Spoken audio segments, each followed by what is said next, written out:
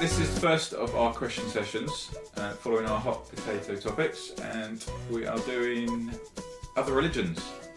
Last week, tried to make it our first.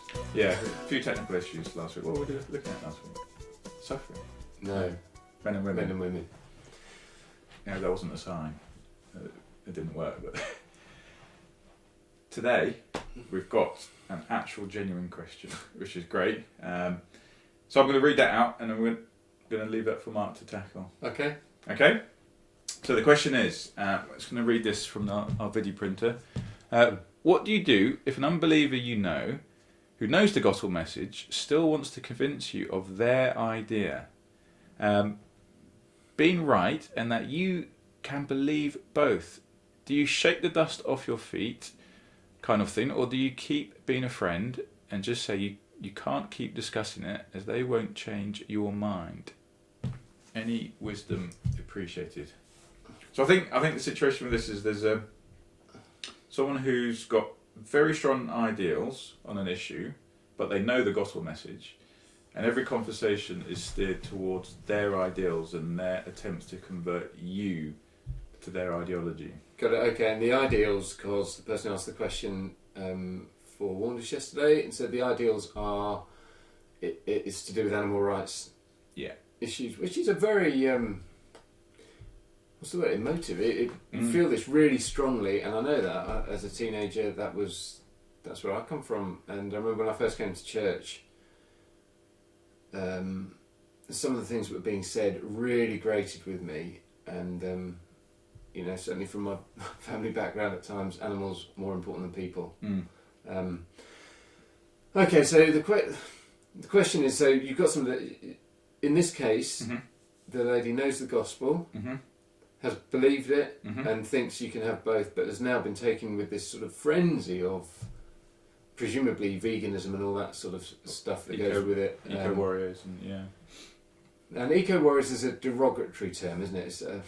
I don't think people like being called eco-warriors, but it's certainly things you feel very passionate, and you feel so strongly because it feels like the whole planet depends on the human race being persuaded by this point of view.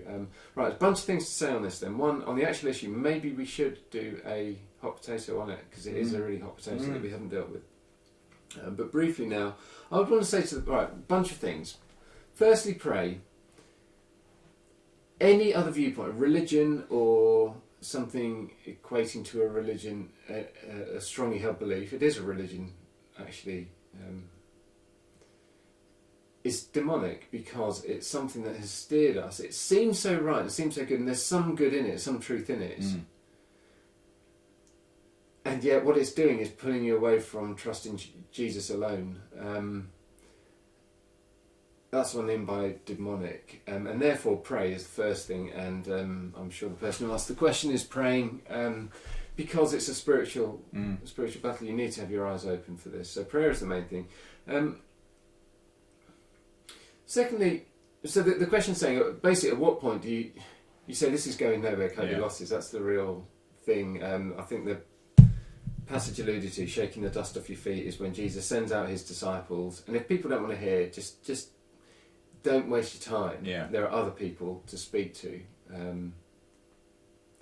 The question is, at what point do you do that? And it's really hard. Let me come back to that in a second. Before you get to that point, you want to say, look, how far has conversation gone? I don't know. Has this gone on for years? Do you feel you've been able to talk to that friend with another point of view, to the point where you've actually really engaged with what they're saying properly and thoroughly? I said yesterday, you've got to be patient and sensitive.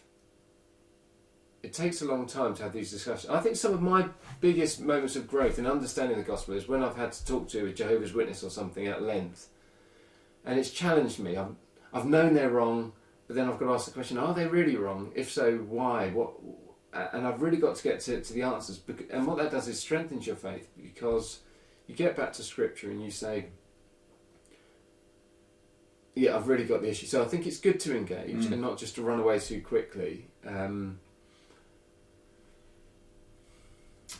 So on things like this sort of issue, and I do understand it, I felt it been part of it to some extent in the past. You've got to ask the questions. This whole sort of push towards veganism and these kind of things. Look, let's really do the science on it and think: is veganism ecologically good or not? I'm convinced it isn't now. I think agriculturally, my background was in forestry and agriculture in terms of study and training. There's a lot of moves to this. Like, animals use up so much more land than food crops, but to get the sort of protein food crops you need, look, there's a whole lot of ecological controversies going on around those kind of things. All this quinoa and all this. It's huge deforestation and food miles that are going on because a lot of this stuff is grown in the tropics. Meat is good. It's good health-wise. There are certain areas of farmland, all the hill farms in Britain, for example, or a lot of the prairies around the world would not be good for crops. They're good for meat. So it's not that you multiply it's not as simple as that. There's a lot more to it. Anyway, this is perhaps not the time to do the full length answer on all of that. So have you really engaged with all those issues? And sensitively understood. I think what you want to get, if you ever do get to the point of saying that this is a waste of everybody's time now, you want that person to feel not shut off, so that if a change of circumstance or a change of mind, if they sort of have some moment of realisation further down the line, they know they can come back to you. Right. And they know where a more wholesome point of view lies, when they've lost trust in those that they put their trust in. Yeah. Because these movements turn out ugly. You realise that they stand for things much more than what you think is on the surface. Who doesn't like animals? They're wonderful. Oh, and just one other point on the animals thing. If we all go vegan, there'll be no more cattle and no more sheep and no more pigs and all these things that are lovely. Yeah. And are part of our world and are so nice to have. Well, you just go to a petting farm and find an old breed of cattle. That's all it's going to boil down to, and we'll lose all our farmland really, instead of it all being put to crops. Yeah. There's the passage, I think, was from Matthew 10, the shake you dust off your feet. There is a bit further, just before that, in the Sermon on the Mount, Matthew chapter 7. Oh, in Jesus' section on judging others, he concludes it by saying, "Don't give to dogs what's sacred. Do not throw your pearls to pigs.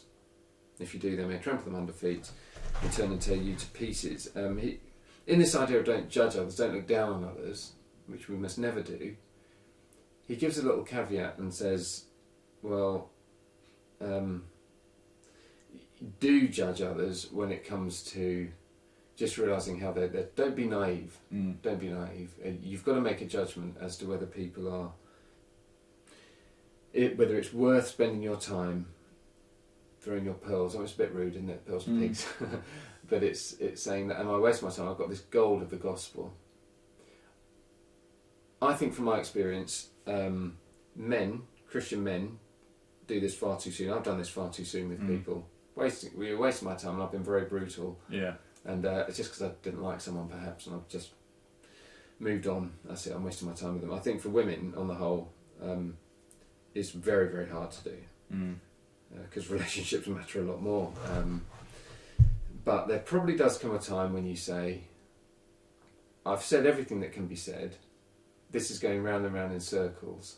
We're not getting anywhere. And I've certainly had those conversations with Mormons, people like that, where you just say, look, we know where each other are if we want to rethink these things. Yeah. Best wishes to you. Keep my email address, keep my contact details, but I'm not sure we're getting anywhere. We're just sending longer and longer messages to each other, longer and longer conversations. And in the nicest possible way to say, look, this isn't constructive. That probably doesn't help the actual question in some ways, because it's a difficult decision that only you can make. So really, to what you're saying is be sensitive. Don't burn that bridge, because that bridge might be their route back. That's very helpful, yeah. So, yeah, pray. And then those things. Okay. Thanks. Great. Okay.